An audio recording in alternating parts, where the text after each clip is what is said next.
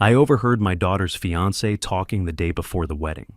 "The thought of having to sleep with her makes me sick," he said, and his friend replied, "Think about her wallet." They laughed, and I quietly walked away, hiding my anger. The next morning, he didn't wake up. Before we continue, please subscribe to the channel and let us know where you were listening in the comments. Something felt wrong the moment I turned into the driveway, though I couldn't pinpoint exactly what. The house stood before me, too bright for 9:30 p.m., with guest cars still scattered across the circular drive like abandoned chess pieces. Pool lights cast dancing reflections on the water, creating shadows that seemed to move with purpose. I cut the engine and sat in the sudden silence, listening to the tick of cooling metal and distant male laughter drifting from the backyard. The wedding was tomorrow, Emma's big day. Stanley and his friend Warren should have left hours ago. I stepped out of my truck, boots crunching on gravel that sounded unnaturally loud in the warm Texas evening. Jasmine hung heavy in the air, almost suffocating. Each familiar detail of my property appeared somehow foreign tonight.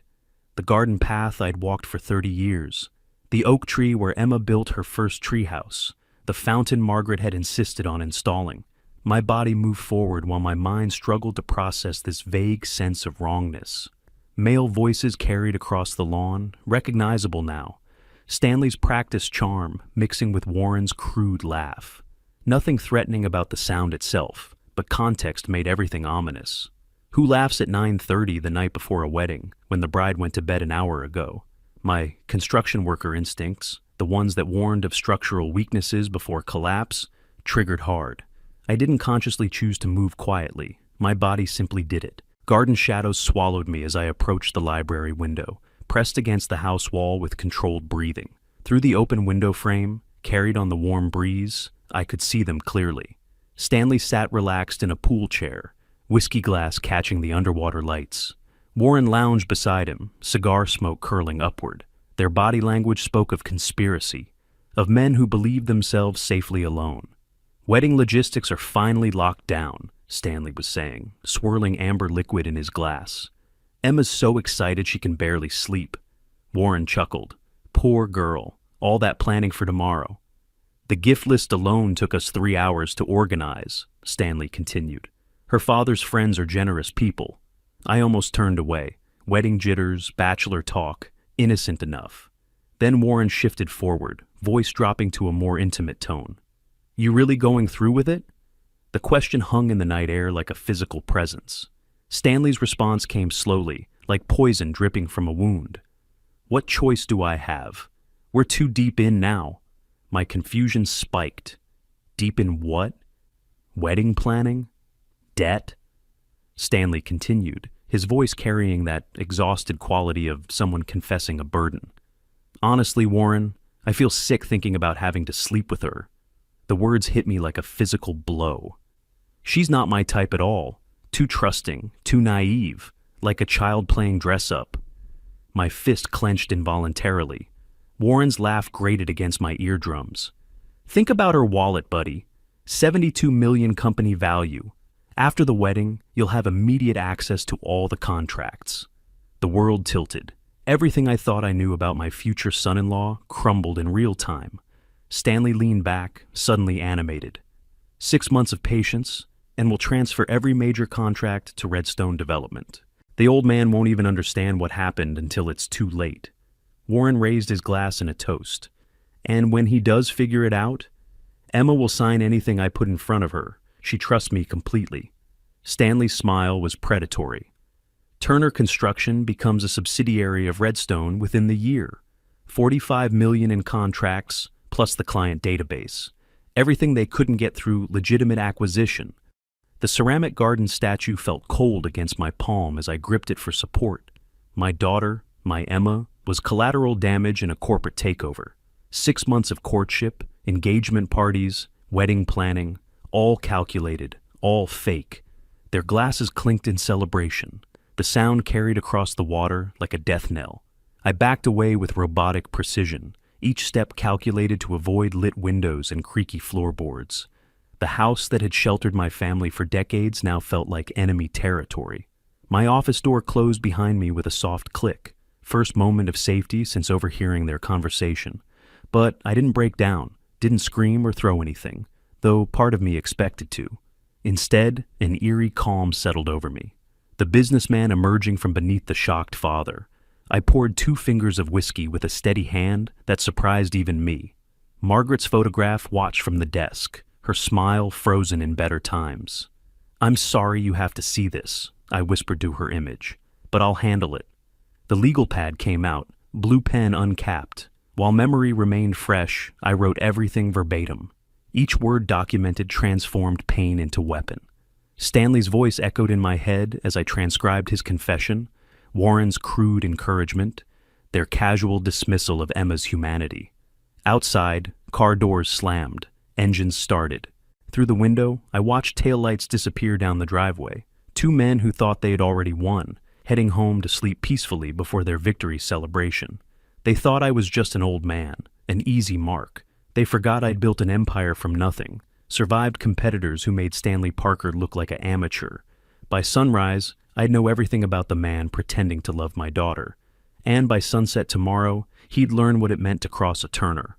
My laptop screen glowed harsh in the darkened office as I typed Stanley Parker, Austin, Texas into the search bar. The results loaded slowly. Financial consultant profiles, bland social media accounts, everything suspiciously generic, too clean, too perfect. In construction, I'd learned that pristine facades often hide the worst structural problems. I refined the search, adding redstone development to the query. One result appeared, a LinkedIn connection. My pulse quickened as I clicked through. There it was. Stanley Perkins, Business Development Specialist, Redstone Development 2021-2023. Not Parker, Perkins. Screenshot captured, saved to desktop. I created a new folder labeled Evidence and dropped the file inside. The investigation had officially begun. The office safe beckoned from behind Margaret's portrait. I spun the combination dial, her birthday, 0714, and listened to the familiar Tumblr clicks. Inside, organized files waited in labeled folders. Emma, wedding, sat thick with documents on the top shelf. The prenuptial agreement felt heavier than I remembered. Reading with a contractor's eye for dangerous details, I found what I was looking for in Section 7. In the event of marriage, spouse shall have immediate access to Turner Construction financial accounts and client contracts for transparency and partnership purposes. Stanley had insisted on that clause. Albert Campbell, my lawyer, had questioned its necessity. I'd approved it because Emma deserved equal partnership in any marriage. Now, the real purpose blazed clear as daylight. Yellow highlighter marked the crucial passages. A post-it note went beside them. Stanley insisted, why? The evidence pile grew methodically. Bank statements spread across my mahogany desk next. Stanley's credit check, required for the prenup, listed previous addresses and employment history. Cross-referencing with the LinkedIn discovery showed matching addresses but different names. A quick search through Texas Secretary of State Business Registry revealed multiple LLCs registered under Stanley Perkins, including Parker Consulting Group. The fake identity wasn't even particularly sophisticated, either a legal name change or simple alias usage, both indicating deliberate deception. Either way, Emma was marrying a man who didn't exist. At 12:30 a.m., I opened Google News and searched Redstone Development Turner Construction. The article from 14 months ago made my blood run cold. Turner Construction rejects $45 million buyout offer from Redstone Development. I remembered that meeting vividly. 3 aggressive executives pushing hard for acquisition, particularly interested in my client database. When I refused, they'd made thinly veiled threats about alternative approaches to market expansion. 6 months later, they tried again with a sweeter offer. Again, I refused. And then Stanley appeared in Emma's life. The timeline was perfect. Redstone's second rejection came in March 2024. Stanley and Emma met at that charity gala in April. Pure coincidence? Not possible. This was infiltration, corporate espionage with my daughter as the unwitting access point. I had to admire the audacity. 6 months of patient courtship, building trust, becoming family. It was chess played at master level, even if the target was my own blood. A fresh notebook page received my full attention. At the top, T-minus 36 hours to ceremony. Below that, 3 columns: assets, liabilities, options. Assets included my legal representation, Albert Campbell, friend for 20 years and sharp as any Manhattan attorney. Financial resources: the company was worth exactly what Stanley claimed, giving me leverage. Intelligence gathering, private investigator contacts from various business disputes. Most importantly, the element of surprise. They had no idea they'd been discovered. Liabilities felt more daunting. Time constraint was obvious. Emma's emotional investment ran deep. She genuinely loved this phantom. Social embarrassment of a canceled wedding would devastate her. And Stanley had months to prepare his manipulation tactics. Options required careful consideration. Legal action was too slow. Direct confrontation meant Stanley would turn Emma against me through emotional manipulation. Presenting evidence might work, but carried risk of seeming like jealous interference. Then the elegant solution occurred to me: prevent the ceremony without preventing Stanley from attending. Not drugs, that was illegal and dangerous. But medicine? Entirely different category. My own prescription sleeping medication sat in the bathroom cabinet. Powerful stuff prescribed after Margaret's death when insomnia nearly destroyed me. Strong enough to incapacitate, safe enough to avoid permanent damage, legal enough to avoid criminal charges if discovered. I underlined this option 3 times. Was it right? Morally questionable, certainly. But compared to what Stanley planned for Emma, no contest whatsoever. At 1:30 a.m., I dialed Albert's home number. The phone rang 4 times before his groggy voice answered. "Albert? Sorry to wake you." "Carol?" Sleep cleared from his voice quickly. "Do you know what time it is?" "I need you tomorrow morning, 9 a.m. sharp. It's about Emma." Silence stretched across the connection. Albert had known Emma since she was 12, watched her grow up, celebrated her engagement. His concern was genuine when he spoke again. "What happened? Is she hurt?" "I can't explain over the phone. Just trust me on this one, please." "Of course. Should I bring anything specific?" "Your sharpest legal mind and complete discretion." After hanging up, my first real emotion since overhearing the conversation finally surfaced. My hand trembled slightly as I set down the phone. The next call should be to Emma. Warn her. Save her from public embarrassment. But without ironclad proof, she'd never believe Stanley capable of such deception. His manipulation was too thorough, her trust too complete. Better to show than tell. Evidence would speak louder than accusations. At 2 a.m., Stanley and Warren finally departed. Through my study window, I watched their casual exit. Relaxed body language, Warren playfully punching Stanley's shoulder before they separated to their cars. A celebratory high five sealed their confidence. They had no idea what they'd just unleashed. I walked through the house, checking locks from habit developed during Emma's childhood. At her bedroom door, I paused. Light was off. She was sleeping peacefully, probably dreaming of tomorrow's ceremony. My hand rose to knock, then stopped. What would I say? "Your fiancé is a fraud?" Without undeniable proof, it would sound like cruelty from an overprotective father. The evidence had to be overwhelming, indisputable. My hand dropped.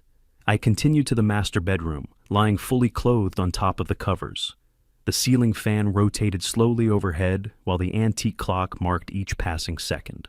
Sleep wouldn't come, but rest could wait. In 7 hours, Albert would arrive. The real work would begin. Stanley Parker had 34 hours of ignorant bliss remaining. I intended to make every single one of them count. Tomorrow's sunrise would bring the beginning of his education in consequences. The Turner family protected its own. Always had, always would. The alarm's shrill cry cut through the pre-dawn darkness at 7 sharp. I hadn't slept. Couldn't have, even if I'd tried. Every time I closed my eyes, Stanley's words echoed, "She's not my type at all." The phrase had burned itself into my consciousness like acid on steel. I rose from bed with joints protesting the night's tension. My reflection in the bathroom mirror revealing a man who'd aged a decade in 6 hours. The shower's hot spray did nothing to wash away the bitter taste of betrayal that coated everything. By 7:30, I sat in the kitchen with black coffee, reviewing my handwritten notes while morning birds announced a day I wished would never come. The grandfather clock's steady tick marked each passing minute. 7:45, 8 O's, 8:30. Albert was due at 9. I rehearsed my presentation, organizing evidence with the same precision I'd once used for construction blueprints. The doorbell chimed at 8:55. Albert's punctuality hadn't changed in 20 years. "You look terrible," he said without preamble, his lawyer's eyes immediately cataloging my disheveled state. "Didn't sleep? Come in." I led him to my study and closed the door with deliberate care. Albert settled into the leather chair across from my desk, while I arranged documents with methodical precision. The prenuptial agreement went on top, followed by printed screenshots of Stanley's LinkedIn profiles, both Parker and Perkins versions side by side. "I heard every word Thursday night," I began, sliding the transcribed conversation across mahogany. "They're planning to use Emma to access my company's contracts." Albert's reading glasses slid down his nose as he examined each page. His finger traced the suspicious prenup clause while I explained the overheard conversation. My phone recording app still containing their damning words. Professional focus replaced his initial concern as the scope of deception became clear. "If this is corporate espionage, it's criminal," Albert muttered, photographing documents with his phone. "But litigation takes months, Carol. Even expedited injunctions need 48 to 72 hours minimum. The wedding's in 28 hours. Albert leaned back, processing the timeline problem. "Then we need irrefutable evidence, fast, someone who can work weekends and doesn't ask questions." He pulled out his phone, scrolling through contacts. "Irving Evans, former detective turned private investigator. If anyone can build a case overnight, it's him." The drive downtown took 20 minutes through Saturday morning Austin traffic. We parked in the Congress Avenue garage and rode the elevator to the 5th floor in silence, both lost in our own thoughts. Irving's office door bore simple lettering: Evans Investigations. The man who answered our knock still carried himself like a cop, despite civilian clothes. Weathered face, sharp gray eyes, handshake that could crack walnuts. His office walls displayed commendations from his police career, alongside current PI credentials. "What's the situation, gentlemen?" I presented the case with businessman's efficiency. No emotional appeals, just facts and evidence. Irving listened without interrupting, taking notes on a yellow pad. When I finished, he asked 3 questions that cut straight to the heart of matters. "What's your endgame?" "Stop the wedding." "Legal or personal resolution?" "Both." "Budget?"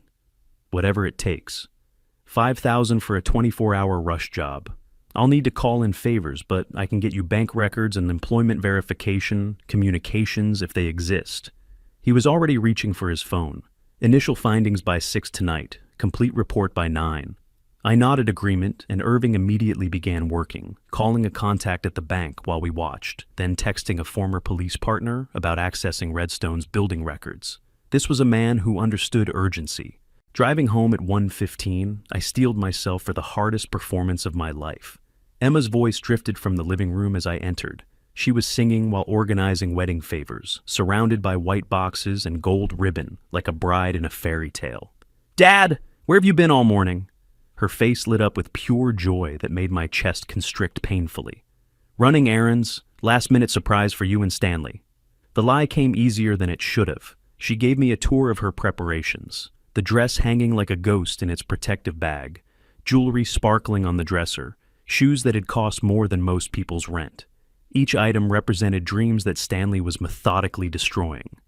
"Are you nervous?" she asked, arranging boutonnieres with careful precision. "Should I be?" I managed a smile that felt carved from stone. "Stanley keeps asking if you really like him. I told him you're just protective. You know how dads are with daughters." The irony cut deep. If only she knew how protective I was prepared to be. Stanley called during our conversation, and Emma put him on speaker without thinking. His voice filled the room with practiced warmth. "Just confirming dinner tonight at 6, looking forward to our last meal as future family." "We'll be ready," I replied, my tone perfectly calibrated to match his false friendliness. After Emma ended the call, I excused myself to text Albert. "Dinner with him tonight. Not sure I can maintain the act." His response came quickly. "You have to. We're almost there." At 6:30 sharp, Stanley arrived carrying flowers for Emma and expensive whiskey for me. The kind of thoughtful gestures that had initially impressed me. Now I recognized them as calculated moves in a long chess game. Dinner became an exercise in theatrical endurance. Stanley performed flawlessly, complimenting Emma's cooking, asking about my current construction projects with what seemed like genuine interest, discussing honeymoon plans with appropriate excitement. I studied every micro-expression, recognizing manipulation where I'd once seen sincerity. His hand rested possessively on Emma's shoulder. His questions about upcoming contracts were too specific, too casual. His smile never quite reached his eyes when he looked at me. Irving's call came during dessert, and I stepped into the hallway to answer. Preliminary findings confirm everything. Irving's voice was grim. It's worse than you thought. Full report at 9. Returning to the table, Stanley asked casually, "Everything all right? You seem tense." "Minor crisis with a vendor. Nothing that can't wait until Monday." The remainder of dinner passed in slow agony. Finally, at 9:15, Stanley and Emma left together. She was staying at a hotel tonight for wedding tradition. I watched from the porch as they drove away, Emma laughing at something Stanley whispered in her ear. My laptop was already open when I returned inside. Irving's email waited with a PDF attachment labeled Stanley Perkins, Comprehensive Investigation. The first page showed Stanley wearing a Redstone employee badge. The second contained bank records revealing transfers totaling $45,000. The third displayed email chains with subject lines like Turner Infiltration, Phase 2. My phone rang before I could read further. "You getting this?" Irving's voice was professional but concerned. Page by page. Turn to page 20. Timeline reconstruction shows this operation was planned 18 months ago. Your daughter meeting him at that architecture conference? Arranged. Every step calculated. By page 15, I understood that legal action was too slow. By page 30, I knew exactly what I had to do. Albert arrived within 10 minutes of my call, his face grave with the urgency in my voice. We sat in my study reviewing Irving's damning evidence page by page.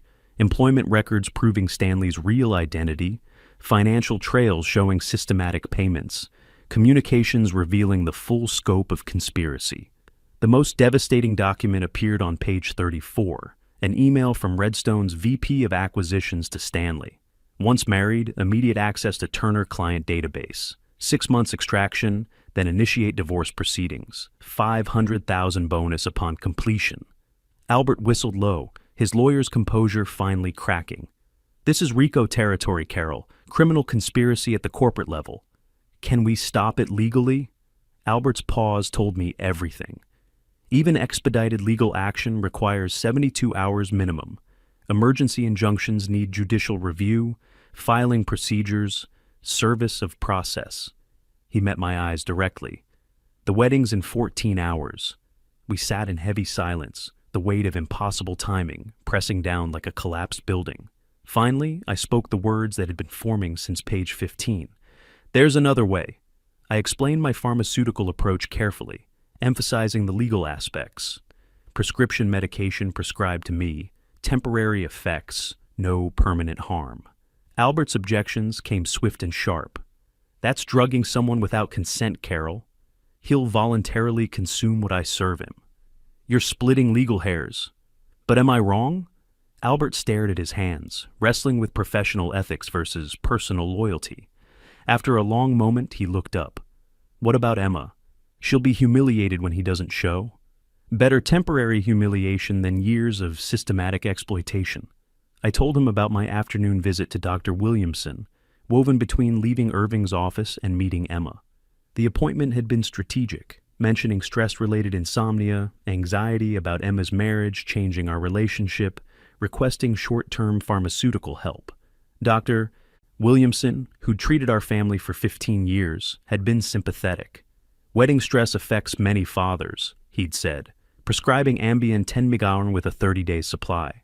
The pharmacy stop at CVS had been routine, filling the prescription, reading warning labels carefully.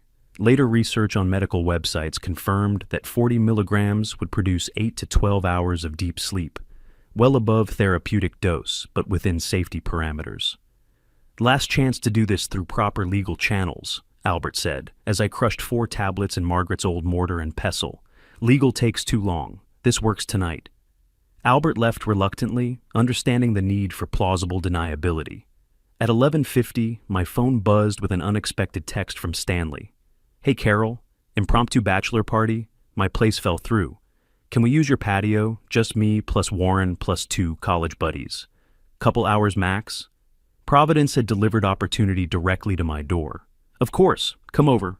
I worked quickly, arranging patio furniture, stocking the bar cart with premium spirits, setting up the poker table with new cards and chips. The white powder went into a small envelope, tucked securely in my shirt pocket. They arrived at midnight in high spirits. Stanley, Warren, and 2 men introduced as college friends, whose names immediately disappeared into irrelevance. Already drinking from their previous location, they brought loud laughter and congratulatory energy that felt obscene, given what I now knew. I played the generous host perfectly, pouring drinks with liberal hands, offering Cuban cigars from my humidor, dealing cards with the easy familiarity of someone who'd hosted many such gatherings. The conversation flowed with typical bachelor party crudeness, Warren making sexual jokes about the wedding night that made my fists clench under the table, Stanley expressing confidence about joining the Turner family business with veiled suggestions about future opportunities. At 1:15, drinks ran low. "Another round, gentlemen?" I stood casually, gathering empty glasses while the men remained focused on Warren's increasingly crude story about his own wedding night. At the bar cart, my back turned to the group, I prepared fresh drinks with practiced efficiency. Stanley's glass received special attention. The envelope's contents dissolved completely in aged whiskey, stirring until no trace remained visible. "To the groom," I announced, returning with the tray. "Last night of freedom." We raised our glasses in unison. Stanley drained half his in one swallow, then finished the remainder within minutes. I watched every drop disappear while maintaining casual conversation about golf and business prospects. The effects manifested gradually. Yawning at 1:30, eyes drooping by 1:45, slightly slurred speech at 2 parcels, nearly falling asleep at the poker table by 2:15. Warren noticed his friend's deteriorating condition with concern. "Bro, you okay? You look destroyed." Stanley rubbed his eyes heavily. "Just exhausted. Long week leading up to tomorrow." Warren made the decision for both of them. "We should head out. Big day coming up." Stanley agreed without argument, standing unsteadily while Warren helped stabilize him. I offered my guest room, but Stanley declined politely. "Hotel's only 5 minutes away." I watched from the patio as Warren guided Stanley to the passenger seat, then drove them into the night. Stanley's head was already lolling against the window as their taillights disappeared around the corner. Cleanup took 30 minutes, glasses washed thoroughly, ashtrays emptied, poker chips returned to their case, furniture rearranged to its normal configuration. My phone alarm was set for 7 a.m. I needed to be at the church by 10, as father of the bride. The mathematics were simple. Current time 2:30, wedding ceremony 11s, 8.5 hours remaining. Ambien's peak effectiveness occurred 90 minutes after ingestion, lasting 10 to 12 hours. Stanley would sleep until at least 1 p.m., missing everything that mattered. I sat alone on my darkened patio, surrounded by the detritus of what might have been Stanley's last moment of confidence. Distant traffic hummed on Mopac. Night-flying insects buzzed around the pool lights, and somewhere in the darkness, a coyote's howl echoed across the hills west of Austin. Tomorrow would bring reckoning in multiple forms. Emma would face heartbreak and public embarrassment. Stanley would wake to discover his carefully constructed life in ruins. I would have to explain why I'd allowed events to unfold as they did, knowing I could have prevented them. But tonight, I'd given Stanley Parker exactly what he deserved, nothing at all. In 9 hours, Emma would stand at an altar, waiting for a groom who'd never arrive. And I'd finally have to explain why. Dawn broke through my bedroom window at exactly 6:47 a.m., painting everything in shades of amber and regret. I hadn't slept, couldn't have even if I'd wanted to. Instead, I'd spent those early hours running calculations in my head, checking my phone every 15 minutes for calls that thankfully never came. No calls meant Stanley was still unconscious. No calls meant my plan was working. By 7 sharp, I rose and began the methodical ritual of preparing for what should have been my daughter's wedding day. The shower's hot spray did nothing to wash away the metallic taste of revenge that had settled in my mouth. Shaving required steady hands, steadier than they'd been in days. The charcoal suit, crisp white shirt, silver tie. Each piece of wedding attire felt like armor for the battle ahead. At 8:30, I sat in my kitchen with black coffee, checking my phone obsessively. Still nothing from Stanley or Warren. Perfect silence was the sound of success. But while I maintained this calculated calm, across town at the Four Seasons, a very different drama was unfolding. Warren would tell me later, his voice still shaking, exactly what happened after they left my house at 2 a.m. The valet had opened Stanley's door to find him slumped against the passenger seat, barely conscious. Warren had joked about too much celebration while helping Stanley stumble across the marble lobby.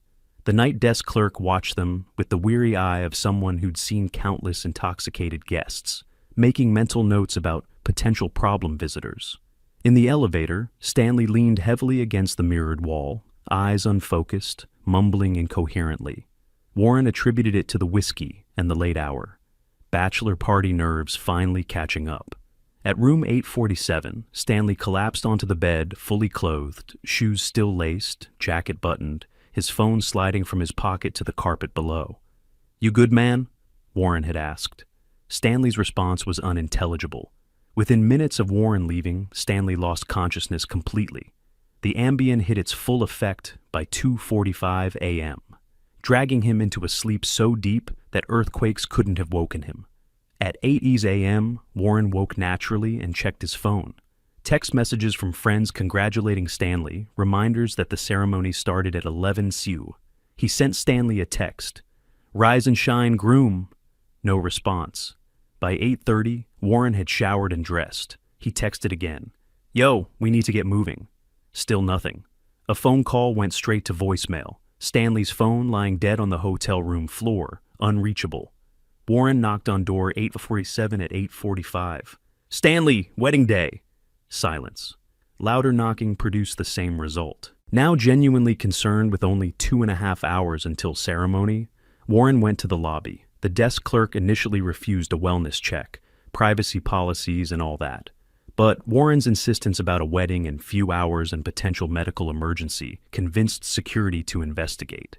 At 9:05, the security guard used his master key to enter room 847. They found Stanley motionless on the bed, breathing steadily but completely unresponsive to voices, shaking, or bright light. The guard checked his pulse, steady at 58 beats per minute, then immediately called paramedics. 2 EMTs arrived at 9:30 with full emergency equipment. Their assessment was clinical and efficient. Vital signs stable but patient, showing concerning Glasgow Coma Scale scores. They found the glass with amber liquid residue on the nightstand. "What did he drink last night?" one EMT asked Warren. "Just whiskey, at his future father-in-law's place. He doesn't do any medications." The EMT sniffed the glass. "Smells like whiskey, but his presentation suggests sedative overdose." Stanley was loaded onto a gurney with oxygen mask and cardiac monitor, Warren following the ambulance to St. David's Medical Center. At 10:20, emergency room doctors ordered immediate toxicology screening and comprehensive metabolic panels. Warren sat in the waiting room, phone trembling in his hands. Should he call Emma? Call me? He decided I should know first. I was the father, after all. My phone rang at exactly 10:45. I was standing in St. Mary Cathedral's office with Albert, both of us wound tight with anticipation. Guests were beginning to arrive outside. I could hear the organ's soft prelude through the walls. I'd checked on Emma at 10:40. She was radiant in her bridal suite, surrounded by bridesmaids, asking repeatedly, "Where's Stanley? Has he called?" "Warren," I answered, stepping into the empty hallway. His voice exploded through the phone. "Mr. Turner! It's Stanley! He's in the hospital. He won't wake up. They think he overdosed on something, but I swear we only had drinks at your place." I delivered my performance flawlessly. Shock, concern, rapid-fire questions about his condition and location. Warren explained through rising panic while I maintained the perfect tone of a distraught future father-in-law. "Which hospital?" I asked. "St. David's on 32nd Street. I'm at the church. I need to tell Emma. We'll be right there."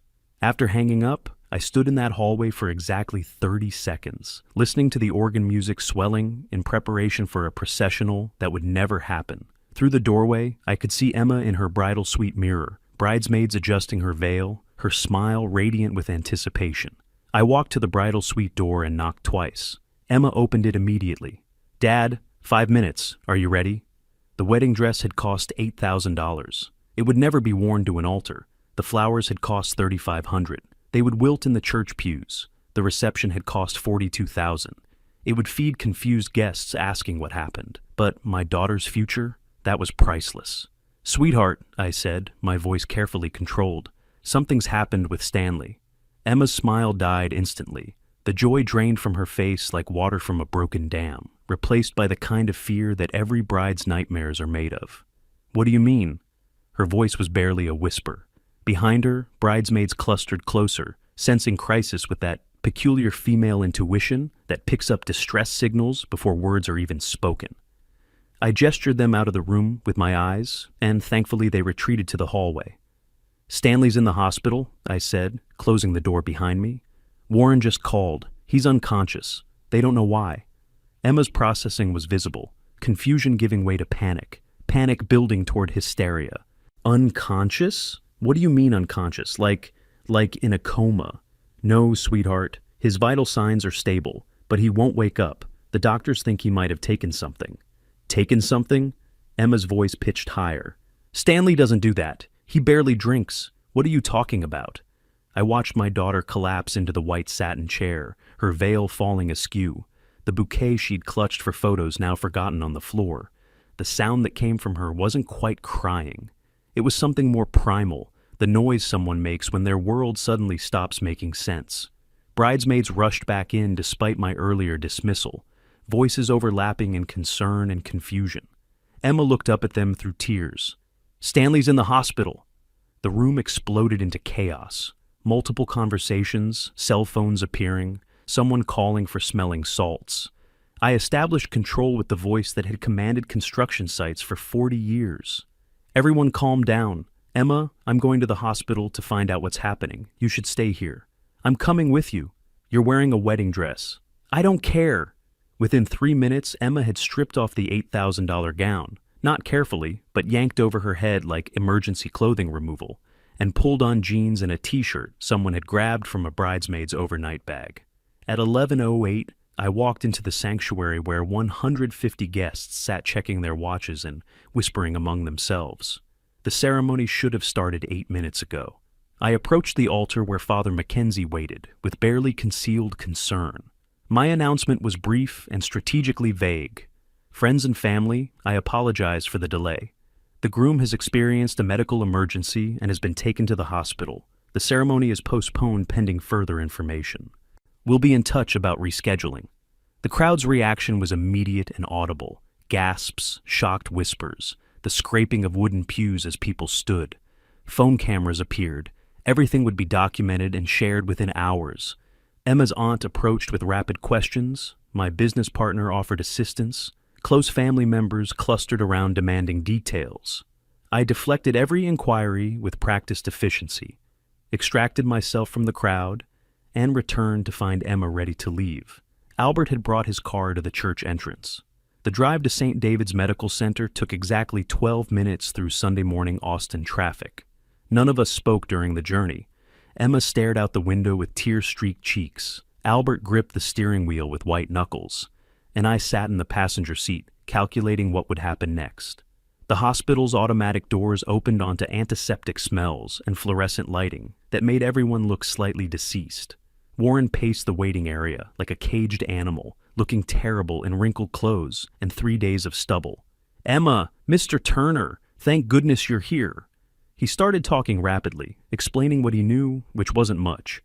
"I don't understand what happened. He was fine last night." "Where is he?" Emma demanded, approaching the nurse's station with determination born from desperation. The nurse checked her computer screen. "Stanley Parker, exam room 3. Are you family?" "I'm his fiancé. Follow me." The hallway stretched endlessly. Blue linoleum, medical equipment carts, the distant beeping of machines that measured heartbeats and hope in equal measure. Exam room 3's door stood partially open. Stanley sat on the bed, awake now but groggy, wearing a hospital gown and looking confused. An IV line ran into his left arm, monitors displayed steady vital signs, and a young resident stood nearby with a tablet, documenting everything. When Stanley saw Emma in casual clothes instead of the wedding dress he'd been expecting, realization hit his face like a physical blow. "Oh no. Emma, what time is it?" She rushed to his bedside. "Stanley, thank goodness you're okay. What happened?" "I don't know." His voice carried genuine confusion. "I just felt so tired last night. And then I woke up here." The doctor looked up from his tablet. "We found significant levels of zolpidem in Mr. Parker's blood work. That's the active ingredient in Ambien, about 40 milligrams, which is well above therapeutic dosage. I entered the room last, positioning myself where I could observe everyone's reactions. Stanley's eyes met mine across Emma's shoulder, and something shifted in his expression, wariness replacing confusion. "Did you take sleeping pills last night?" the doctor asked. "No."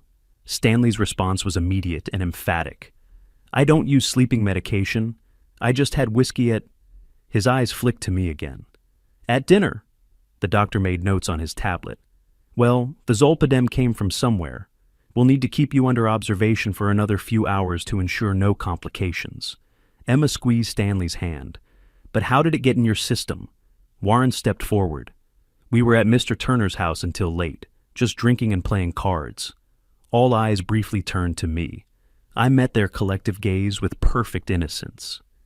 "We were all drinking from the same bottles," I said, which was technically true while being completely misleading. The doctor closed his tablet. "Sometimes these incidents are accidental. Medications can get mixed up, especially in social situations." He headed for the door. "I'll check back in an hour." After the doctor left, Emma held Stanley's hand while he squeezed back weakly. Warren stood awkwardly to one side, still processing events. I watched them all with the satisfaction of a chess master whose endgame was finally approaching. "Emma, sweetheart," I said after a moment, "let me talk to Stanley privately. We need to discuss the wedding logistics, who to call, how to handle the postponement." Emma looked reluctant. "Dad, can't that wait? Just 5 minutes. You look exhausted. Why don't you get some coffee with Warren?" After brief hesitation, she agreed and stepped into the hallway with Warren trailing behind. The door closed with a soft click, leaving Stanley and me alone for the first time since I'd served him that final drink 12 hours ago. I approached the bed slowly, watching Stanley's face as understanding dawned in his eyes. "Hell of a morning, Stanley." His voice was barely above a whisper. "What did you do to me?" I reached into my jacket's interior pocket and withdrew a manila envelope, 9 by 12 inches, brown paper, unsealed. I placed it carefully on the bedside table. "You dropped this," I said simply. Stanley stared at the envelope. "What is that?" "Just some papers I found. Thought they might interest you." I turned toward the door, then paused with my hand on the handle. "Read them. Then decide what you want to tell Emma. I'll be in the waiting room."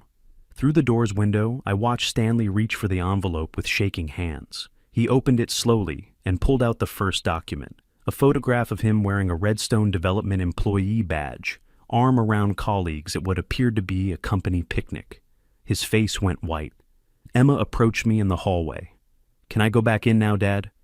"Give him another minute," I replied, still watching through the window as Stanley frantically paged through bank statements, email printouts, and employment records that Irving had so thoroughly documented. "What did you tell him?" "Just that we'd handle all the postponement details." Through the glass, Stanley looked up and saw me watching, our eyes locked across the distance. His expression was that of a trapped animal who just realized the cage door had been locked all along. I gave him the slightest nod. "Yes, I know everything." In 60 seconds, Emma would go back into that room. She'd see those papers scattered across the hospital bed. And then, finally, she'd know the truth about the man she'd been planning to marry.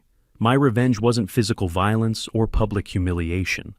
It was something far more devastating, truth itself, delivered at the moment when lies could no longer be sustained. "We're leaving," I said, stepping into the hospital room, where Emma still held that damning photograph of Stanley with his Redstone colleagues. Emma looked up at me, confusion and pain warring across her face. "But Dad, I need answers. I need to understand." "Home," I said, with the authority that had once commanded construction crews through Texas summers. "Everything will be explained there." Stanley struggled to sit up straighter in his hospital bed, IV tube pulling taut. "Emma, don't let him manipulate you. He drugged me. He set this whole thing up." I didn't turn back, didn't acknowledge his desperate words. Instead, I placed my hand on Emma's elbow and guided her toward the door. Albert fell into step behind us, his lawyer's instincts recognizing when it was time to withdraw from a losing battle. The hospital hallway stretched endlessly ahead, fluorescent lights casting everything in harsh relief. Emma walked beside me in stunned silence, clutching the scattered documents against her chest like protective armor. Behind us, Stanley's voice grew more frantic, calling her name, until a nurse finally closed the door to muffle his pleas. Albert's car waited in the parking garage, and the drive home passed in weighted quiet. Emma stared out the passenger window, occasionally lifting one of the papers to study it in the afternoon light streaming through glass.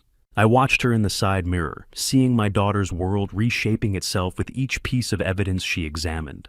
We pulled into our driveway at 1:45 p.m. The house stood exactly as we'd left it that morning, before the wedding that never happened, before Stanley's world collapsed, before Emma learned that the man she'd planned to marry had never existed at all. Inside, Emma moved automatically to the living room and sank onto the sofa where she'd spent countless evenings as a child, reading homework assignments aloud while I worked on blueprints at the coffee table. Now she sat surrounded by documents that proved her entire relationship had been a carefully orchestrated lie. "Let's talk in my study," I said. "Albert, please join us." The three of us walked down the hallway to the room where this nightmare had begun, where I'd first learned the truth about Stanley Parker, where I'd planned his downfall, where I'd crushed sleeping pills into white powder just days ago. I pulled the leather chair close to my desk and gestured for Emma to sit. Albert positioned himself near the bookshelf, hands clasped behind his back in his courtroom stance. I opened the safe and withdrew the complete investigation folder, 47 pages of evidence that Irving had compiled with methodical precision. "I need to show you everything," I said, settling across from her. "It's going to hurt, sweetheart, but you need to know the full truth." Emma nodded, her hands folded in her lap with forced composure. I began with the timeline. Friday night, my early return from Dallas, the overheard conversation on the patio. Emma's face remained skeptical as I described Stanley and Warren's casual discussion of her personal life, their laughter at her expense. "You're making this up," she said quietly. "This sounds like something from a movie." "I wish I was," I replied, pulling out my phone and navigating to the audio file I'd recorded. "I'm sorry you have to hear this." The recording played through the study's speakers with crystal clarity. Stanley's voice, unmistakably his, filled the space between us. "Honestly, Warren, I feel sick thinking about having to sleep with her. She's not my type at all." Emma's hands flew to cover her mouth, her eyes wide with horror. Warren's response followed. "Think about her wallet, buddy. 72 million company value." And then Stanley again, his words cutting through the room like broken glass. 6 months of patience and we'll transfer all contracts to Redstone Development. The old man won't even understand what happened." Their laughter, casual, confident, cruel, echoed off the study walls before I finally pressed stop.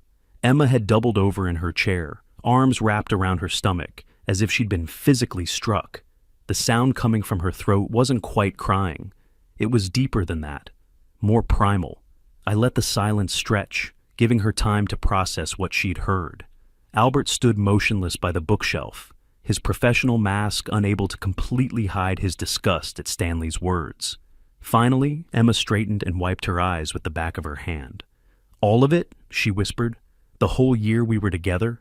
I nodded and spread the documentary evidence across my desk. Bank statements showing $45,000 in transfers from Redstone to accounts linked to Stanley Perkins. Employment records proving his real identity. Emails discussing Turner acquisition strategies.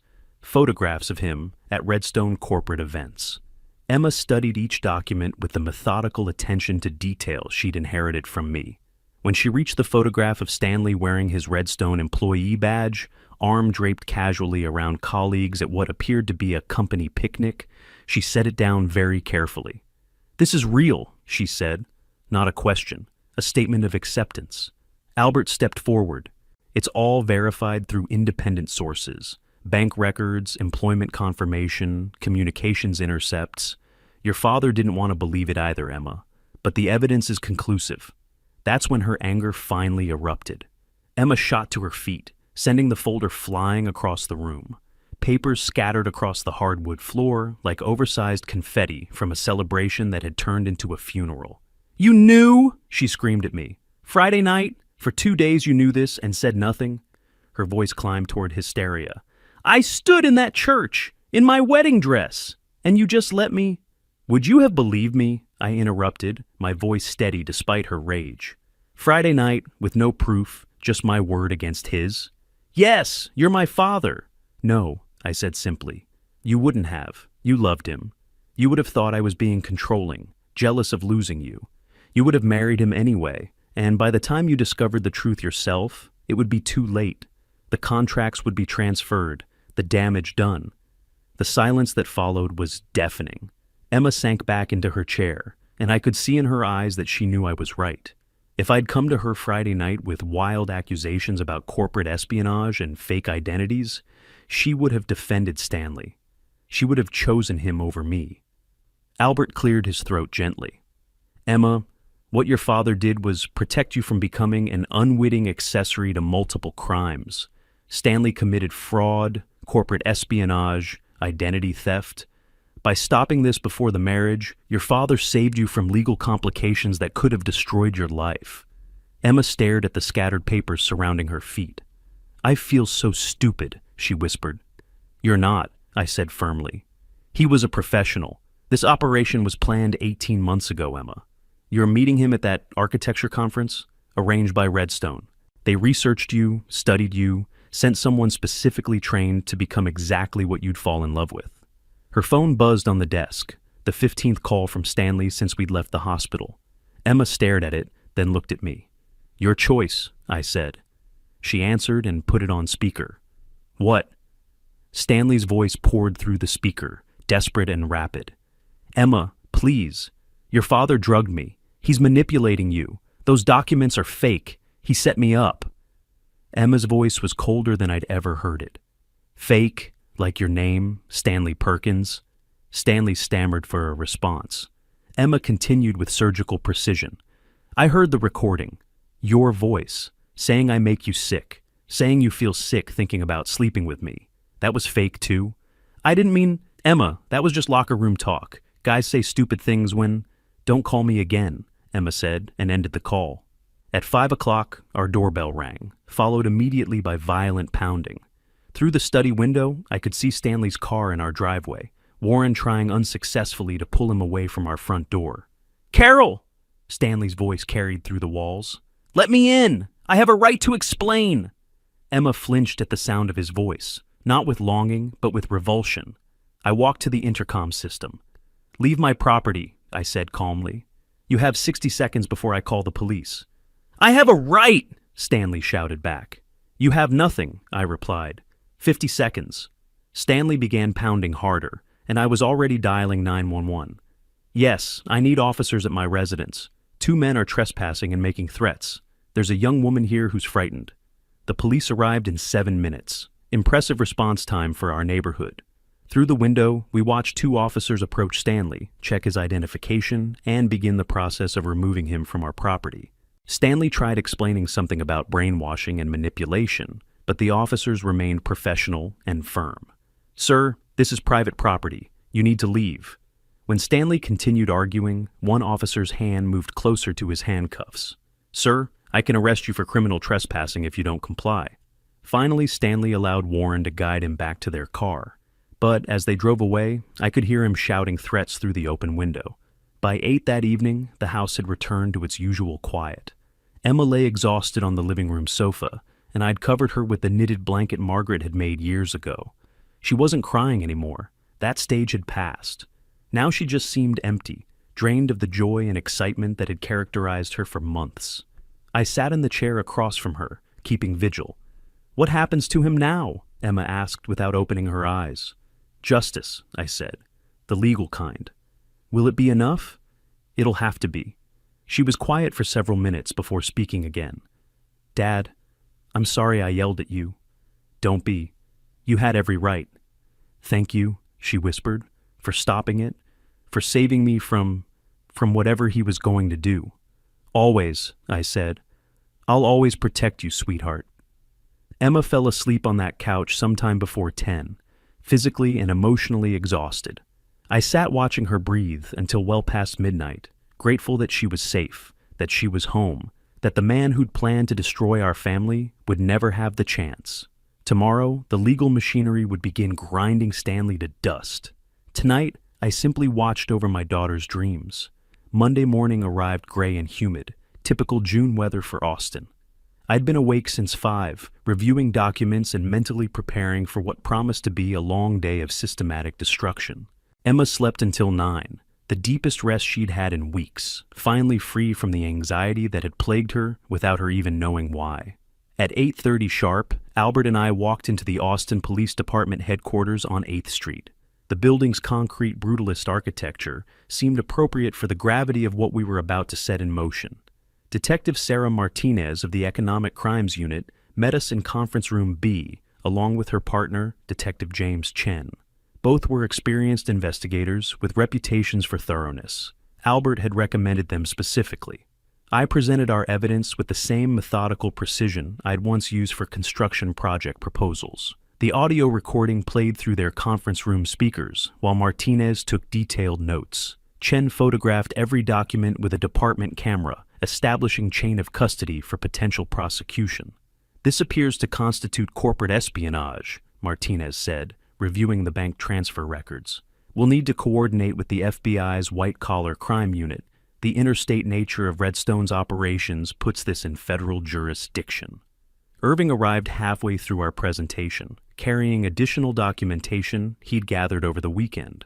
His investigator's perspective added crucial context about Stanley's methods and the scope of Redstone's attempted infiltration.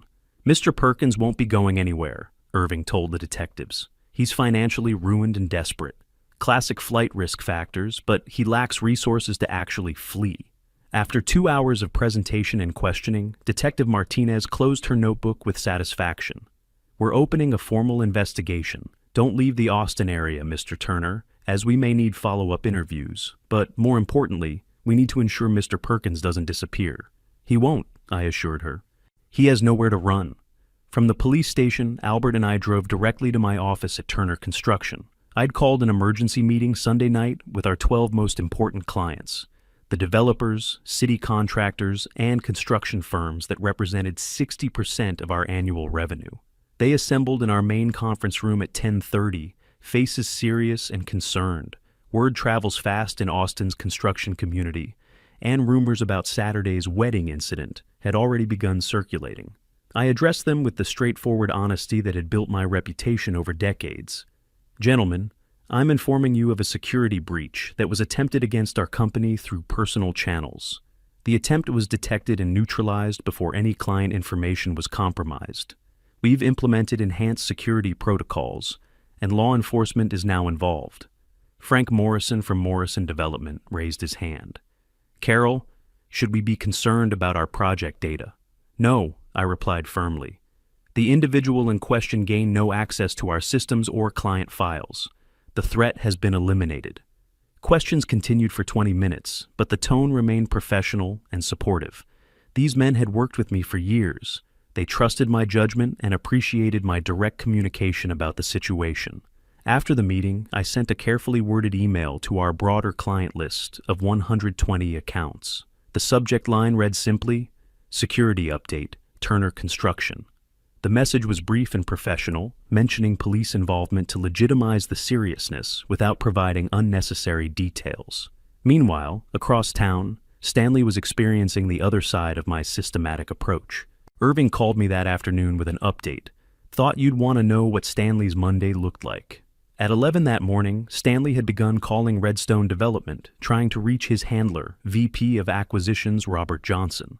The receptionist put him on hold repeatedly before finally returning with, "I'm sorry, Mr. Johnson is unavailable. Can I take a message?" Stanley tried reaching other Redstone contacts, project managers, colleagues, anyone who might explain what was happening. Every call yielded the same result. Unavailable, unavailable, unavailable. Finally, desperate, he called a former coworker's personal cell phone. "Dude, you need to stop calling," the man had told him. "HR sent a company-wide memo this morning. You're persona non grata. They're claiming they never authorized whatever you were doing. At noon, Stanley received an email that severed his last connection to financial security. A termination letter from Redstone's Human Resources Department. Effective immediately. Cause: engaging in unauthorized activities and misrepresenting company positions. Severance: 0. Benefits: terminated.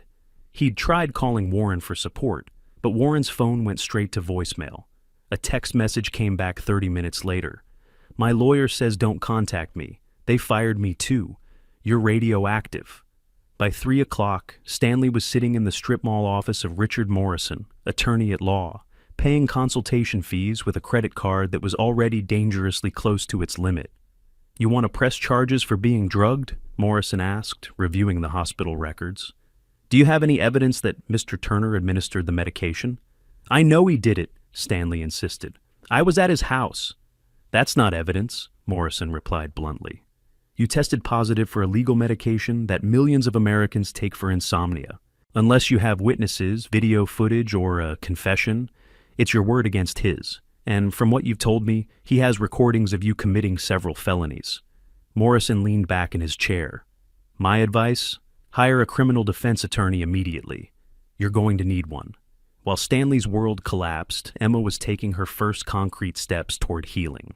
On Tuesday at 2 o'clock, she accompanied Albert to his law office for a formal termination of engagement ceremony. The notary public was waiting with official documents that would legally dissolve all pre-marriage agreements between Emma Turner and Stanley Parker Zal Perkins. Emma signed each page with steady handwriting, her signature firm and decisive. "What about the engagement ring?" she asked, as the notary applied official seals to the documents. "Legally, Stanley must return it within 30 days, Albert explained. "The ring's appraised value is $12,000. If he fails to return it, that constitutes theft, another criminal charge." Emma nodded thoughtfully. "When I get it back, I want to sell it. Donate the money to organizations that help fraud victims." "Poetic justice," Albert observed with approval. Wednesday morning found us at the Travis County Courthouse, where Albert filed for a temporary restraining order against both Stanley Perkins and Warren Phillips. The grounds were extensive: harassment through repeated phone calls, 47 documented attempts, criminal trespassing at our residence, and infliction of emotional distress upon Emma Turner. Judge Patricia Hendricks reviewed our petition along with supporting evidence.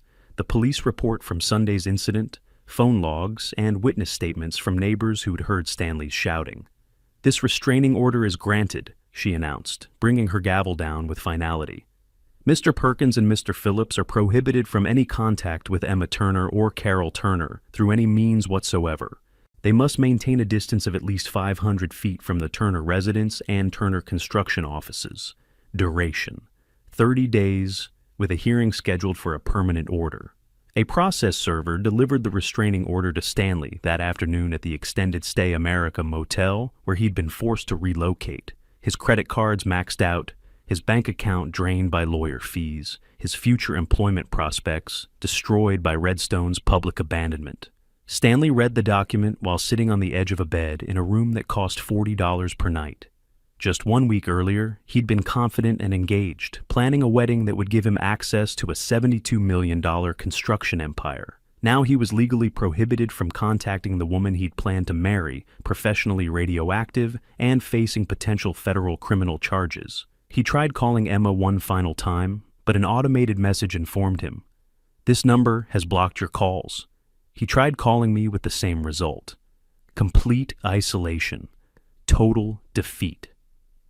Wednesday evening, I found Emma in our kitchen, preparing dinner for the first time since Saturday. Cooking had always been her therapy, her way of creating order and comfort when the world felt chaotic. The simple act of chopping vegetables and stirring sauce represented healing, a return to normal rhythms. My phone rang as I watched her work. Irving's name appeared on the caller ID. "Thought you'd want to know," Irving said. "Word is that Redstone Development has reached out through intermediaries about settling this quietly. They're apparently willing to pay a significant confidential sum to avoid a federal criminal investigation." "How significant?" "Can't confirm exact numbers, but the rumor floating around legal circles is mid-six figures. Could be as much as 250,000. I felt a smile spread across my face. "Justice takes many forms, doesn't it? Indeed it does. After ending the call, Emma looked up from her cooking. Who was that? Just business, I replied. Nothing important. She studied my face for a moment, then returned to her preparation. Dad, I think I'm going to be okay. I know you are. Because you made sure of it, she said quietly. That evening, as we sat down to the first normal meal we'd shared in a week, I reflected on the comprehensive destruction of Stanley Perkins. In just 4 days, he'd lost his job, his reputation, his fiancé, his income, his legal standing, and his future. Every bridge had been burned, every door closed, every avenue of escape blocked. And this was only the beginning. Tomorrow would bring new consequences, additional revelations, deeper humiliation. Stanley had tried to destroy my family for money, systematically manipulating my daughter's emotions over the course of a year. Now he was learning what real destruction looked like. But tonight, I was content to simply have dinner with Emma, watching her strength return one spoonful of soup at a time. Sometimes revenge is best served as a slow feast, savored over days and weeks rather than consumed in a single moment of violence. Stanley would have months to contemplate his choices, to understand the full scope of his miscalculations, to appreciate the precision with which I dismantled his entire existence. The meal was just beginning. July arrived with relentless Texas heat and gradual healing. The weeks following the restraining order moved deliberately, each day a small victory in Emma's recovery, and my quiet satisfaction watching Stanley's world collapse. Emma started therapy with Dr. Sarah Kim, Tuesday and Thursday mornings. Those first sessions were brutal, Emma emerging red-eyed and exhausted. By mid-July, tears lessened, replaced by understanding. I'm learning to recognize manipulation tactics, she told me over dinner. Love bombing, isolation attempts, making me grateful for basic respect. Textbook, predatory behavior. Detective Martinez called weekly with updates. By August, the verdict arrived. Insufficient evidence for criminal charges. Corporate espionage is difficult to prosecute without insider testimony, she explained. But your civil case is ironclad. Albert had met with Redstone's lawyers July 28th. $250,000 to avoid litigation, he reported, plus formal disavowal of Stanley's actions. Emma reviewed the settlement terms. Is it enough? Public acknowledgement matters more than money, I replied. Then accept it. We signed August 8th. 4 lawyers, documents, and closure. The check went into an account designated for Emma's future. Meanwhile, Stanley discovered his reputation was incinerated. Irving's reports showed systematic rejection. 47 applications to Texas firms through July, all failures. References range from silence to damaging. One wrote, "Do not hire, credibility issues." August brought national expansion of his search. The financial industry proved smaller than imagined. Stanley Perkins became professionally radioactive. Irving's final report, subject relocated to Houston August 13th. Career in finance terminated permanently. Emma's recovery mattered most. She returned to work late July, half-days extending to full participation. Confidence rebuilt through achievements. First client call, presentation, negotiation. The competence had always existed. Stanley had made her doubt it. We took weekend trips, hill country drives, Fredericksburg lunch, conversations about everything except him. San Antonio weekend in August, Riverwalk talks about her mother. Life lessons, opening futures. You saved me when I couldn't save myself, Emma said over dinner, August 10th. That's what family does. Some fathers would have let me learn the hard way. Some lessons are too expensive. August 12th brought a journalist call. Amanda Chen from Austin Business Journal investigating corporate espionage. My refusal was absolute. Private family matter, no comment. She persisted about Redstone targeting. Publish anything identifying my daughter, expect legal action, her privacy is non-negotiable. The article appeared August 18th, buried on page 6. Local firm thwarts espionage attempt. Vague details, no names. Emma never saw it. Stanley's final contact attempt came August 20th through a mutual friend. He wants closure, the woman explained. What do you want? I asked Emma. Nothing, I have closure. She blocked the friend's number. August 25th brought Stanley's letter. Houston postmark, handwritten desperation. Dear Mr. Turner, I'm genuinely sorry. hoping you might provide a reference, willing to repay damages over time. 2 pages detailing struggles, job failures, remorse. I read twice, filed it away, never responded. Did you write back? Emma asked that evening. No. Good. Silence is the only answer he deserves. Stanley wanted redemption, forgiveness, clean slate. He'd get none from me. Sometimes the most devastating response to betrayal isn't violence. It's moving forward without them, succeeding despite their destruction attempts, thriving in their absence. Stanley had wanted to steal my daughter's future for profit. Instead, he'd given me absolute certainty about who deserved protection and who deserved silence. August 26th arrived crisp, promising summer's retreat. I reached the office at 8 to find Emma reviewing materials for our biggest contract pitch, $12 million for mixed-use development that Redstone had failed to secure the previous year. Coffee? I set a cup beside her laptop. Thanks. Her pencil moved across projections with swift precision. We can deliver 6 weeks faster than any competitor. At 10 sharp, the development consortium arrived. Emma led the presentation with confidence that filled the room like oxygen. Her design was innovative, yet practical. Questions came rapidly. She answered with easy competence. One investor leaned forward.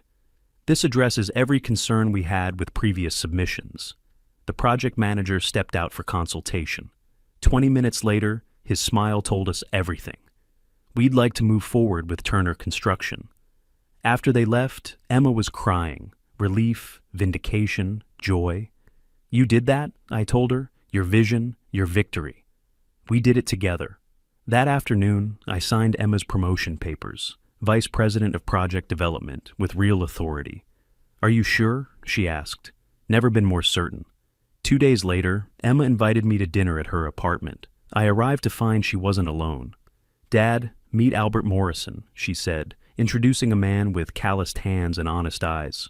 Albert, my father. During dinner, I observed their interactions. He didn't dominate conversation or dismiss her opinions.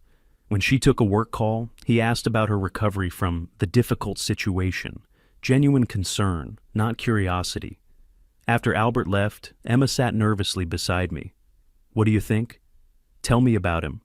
They'd met at an architecture conference mid-August, 3 weeks of careful conversations. He feels different, she said. Real, no grand gestures, no rushing, just steady. I'd like to know more about him. You want Irving to check him out? Yes. Do what you need to. Irving's report confirmed my instincts. Albert Morrison, 34, Austin native, family architecture firm, stable finances, no criminal history, no competitor connections. Previous relationship ended amicably. He's clean, Irving said. Genuinely decent, boring in the best way. I called Emma. Your Albert checked out. And? He seems like a good man. But I'm watching. I wouldn't expect anything less. August 31st, I invited Emma for celebration dinner at my estate. First time I'd cooked for company since Margaret's death. We sat on the patio watching sunset paint the hills amber and rose. Can't believe it's only been 2 months since the wedding that wasn't, Emma said. Feels like a lifetime. I feel stronger. You were always strong, just didn't know it. After dinner, she asked, do you regret how you handled it? The drugging, manipulation, systematic destruction. I considered carefully. Regret? No. Question my methods sometimes? Yes. But results speak for themselves. You're safe, company's thriving, he's gone. Would you do it again? Without hesitation. Emma left around 10. I returned to my study, turned on the desk lamp, sat in the leather chair where I'd planned Stanley's downfall. From the drawer, I removed Margaret's photograph, 20 years younger, laughing at the camera. Margaret, I said to the empty room, our girl is safe. I did what needed doing. Methods weren't perfect. I drugged a man, orchestrated his destruction. Some would call it wrong. Maybe they're right. I studied her frozen smile. But Emma's thriving, company's secure, threat eliminated. I protected what we built together. Setting the photograph where lamplight illuminated her face, she'll never know how far I was willing to go. Doesn't need to, just needs to be safe, happy, whole, and she is. I turned off the lamp, left Margaret's photo for morning light to find. In my bedroom, final thoughts before sleep. Emma would sign that contract tomorrow, continue building her relationship with a man who deserved her, keep growing into the formidable woman she was meant to become. Stanley Parker had wanted to destroy my family for profit. Instead, he'd taught me something invaluable, absolute certainty that I'd do anything to protect what mattered most. Some lessons you teach, others you learn. Stanley learned that betraying the Turner family came with consequences he couldn't survive. I learned that love sometimes requires terrible choices, and protecting family means accepting whatever you must become to keep them safe. Both lessons would last a lifetime. If you like this story, please like this video, subscribe to the channel, and share your impressions of this story in the comments. To listen to the next story, click on the box on the left. Thank you for watching.